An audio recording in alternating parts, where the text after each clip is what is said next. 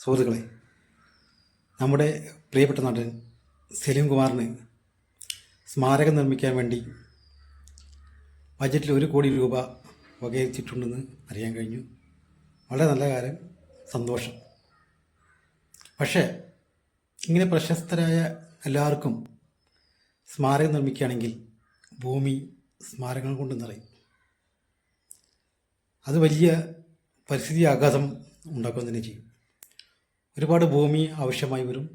കല്ല്, മണ്ണ്, സിമൻറ്റ് എല്ലാം വേണ്ടി വരും.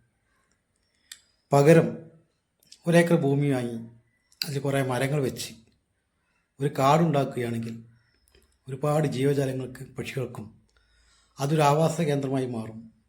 മാത്രമല്ല മനുഷ്യനുൾപ്പെടെയുള്ള ജീവജാലങ്ങൾക്ക് ഓക്സിജൻ ഉൽപ്പാദിപ്പിക്കുന്ന ഒരു ഫാക്ടറിയായി തന്നെ അത് മാറാൻ സാധ്യതയുണ്ട്.